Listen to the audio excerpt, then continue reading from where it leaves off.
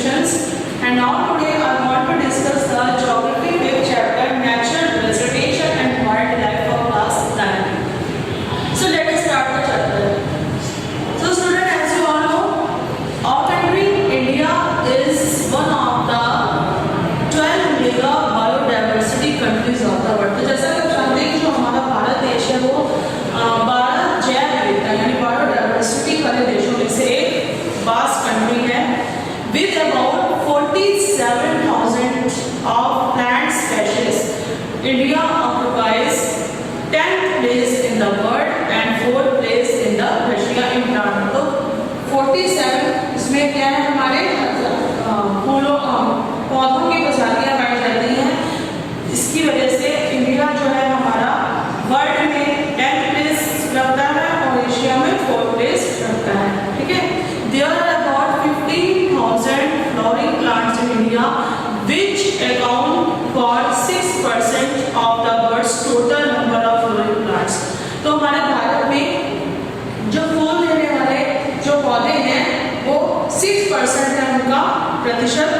तो हम बात करते हैं कि the country has many non-flowering plants such as ferns and fungi. तो हमारे भारत में flowering plants तो है, फूल देने वाले plants भी हैं और बिना फूल देने वाले plants भी हैं. तो India also have approximately 90,000 species of animal as well as a rich variety of fish in its fresh and marine waters. अब हम बात करते हैं जो नेचुरल वेजिटेशन के बारे में. जैसा कि चैप्टर का नाम है नेचुरल वेजिटेशन एंड वाइल्डलाइफ. तो नेचुरल वेजिटेशन हमारा क्या होता है? Natural vegetation refers to a plant community which has grown naturally without human aid and has been left undisturbed by humans for a long time. तो जैसा कि मैं बात कर रही थी कि नेचुरल वेजिटेशन हमारा होता है, इससे हमारा तात्पर्य होता है कि ये जो हमारे नेचुरल वेजिटेशन होता है refers a plant community. ये plant community को refer करती है which has grown naturally, जो कि naturally grow करते हैं without human aid, बिना मनुष्य के हस्तक्षेप से. वो क्या कैसे ग्रो करते हैं? नेचुरली ग्रोस करते हैं and has been left undisturbed by humans for a long time. और मनुष्यों के द्वारा उसमें ज्यादा समय तक उसमें डिस्टर्बेंस नहीं किया जा सकता. तो these plant natural vegetation refers to a plant community which has grown naturally. ये कैसे ग्रो करते हैं बच्चों?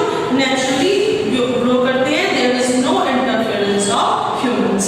The nature अब हम बात करते हैं कि this is termed as virgin vegetation.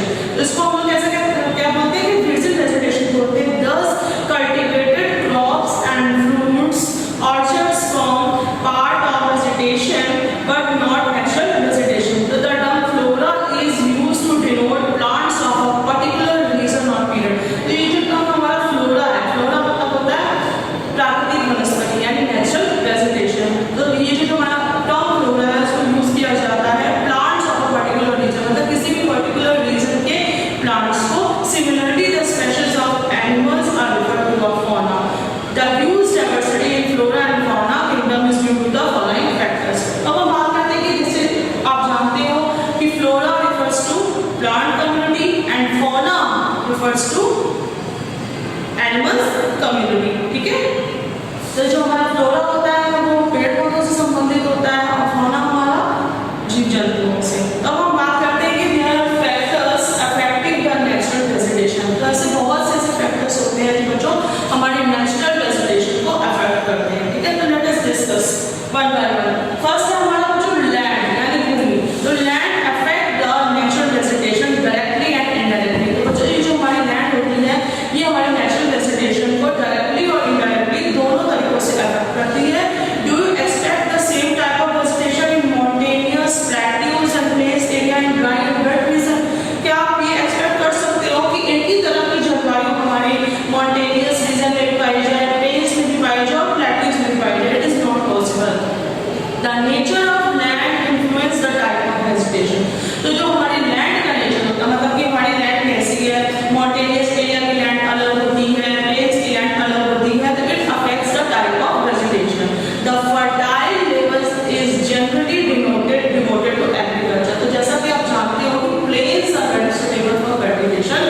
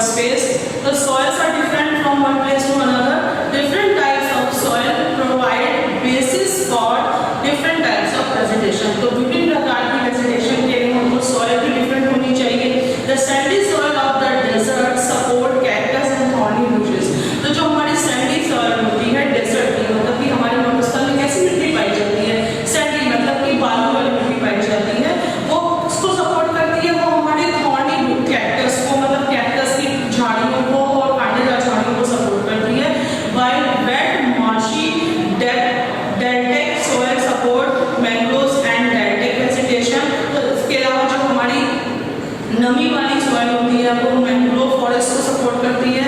The hill slopes with some depth of soil have coniferous trees. तो अलग अलग तरह की मिट्टी अलग अलग वेजिटेशन को सपोर्ट करती है। नेक्स्ट फैक्टर है हमारा टेम्परेचर। तो हम बात करें कि the character and extent of vegetation are mainly determined by temperature along with humidity in the air, precipitation and soil. तो बच्चों जो हमारे वेजिटेशन का एक्सटेंट है मतलब फैलाव है उसका वो भी हमारा किससे डिटरमाइंड होता है? टेम्परेचर से। तो टेम्परेचर हमारे क्या आते हैं? ह्यूमिडिटी इन द एयर, मतलब एयर में हमारी हवा में कितनी नमी है, वहाँ पे प्रेसिपिटेशन उस एरिया का प्रेसिपिटेशन कैसा है मतलब कि वर्षा की कितनी मात्रा कितनी है और सॉइल कैसी है। तो on the slopes of the Himalayas and the hills of the peninsula about the height of 915 metre the fall in the temperature affect the types of vegetation and its growth and changes it from tropical to subtropical temperature and alpine vegetation. तो जैसा कि आप जानते हो कि वातावरण का भी बहुत ज़्यादा हमारे वेजिटेशन पर प्रभाव पड़ता है। मतलब जैसे जैसे हम लोग ऊंचाई पर जाते हैं हमारा टेम्परेचर क्या होता जाता है? कम होता जाता है। तो जिसका कि हमारे वेजिटेशन के टाइप पर और उसकी ग्रोथ पर भी इफेक्ट पड़ता है। ठीक है, अब नेक्स्ट हम बात करते हैं फैक्टर की सनलाइट। ठीक है, तो sunlight the variation in duration of sunlight in different places is due to differences in latitude, altitude, season and duration of the day. तो जो हमारे सनलाइट मतलब सूर्य के प्रकाश की जो ड्यूरेशन होती है वो भी बहुत अफेक्ट करती है हमारे उस एरिया के एल्टीट्यूड को, लैटिट्यूड को और वहाँ के सीजन को, वहाँ के डे की ड्यूरेशन को। तो due to longer duration of sunlight trees grow faster in summer. तो बहुत ज़्यादा सनलाइट होने से क्या होता है कि समर में जो हमारे ट्रीज होते हैं बहुत ही फास्टली ग्रो करते हैं। ठीक है, नेक्स्ट फैक्टर है हमारा प्रेसिपिटेशन यानी वर्षा। तो in India almost the entire rainfall is brought in by the advancing south west monsoon June to September and retreating north east monsoon. तो जैसा कि आप जानते हो कि हमारे भारत की जलवायु जो है हमारी क्लाइमेट कैसी है, मानसून टाइप की है। तो भारत में जो वर्षा होती है हमारी साउथ वेस्ट मानसून मतलब कि दक्षिण पश्चिमी से जो हमारी मानसून होती है जो कि हमारी होती है जून से सितंबर तक की। और उसके बाद जो हमारी रिट्रीटिंग मानसून होती है वो हमारी नॉर्थ ईस्ट से होती है। Areas of heavy rainfall have more dense vegetation as compare to other areas of less rainfall. तो बच्चों वर्षा का भी बहुत ज़्यादा इफेक्ट पड़ता है कि बहुत जो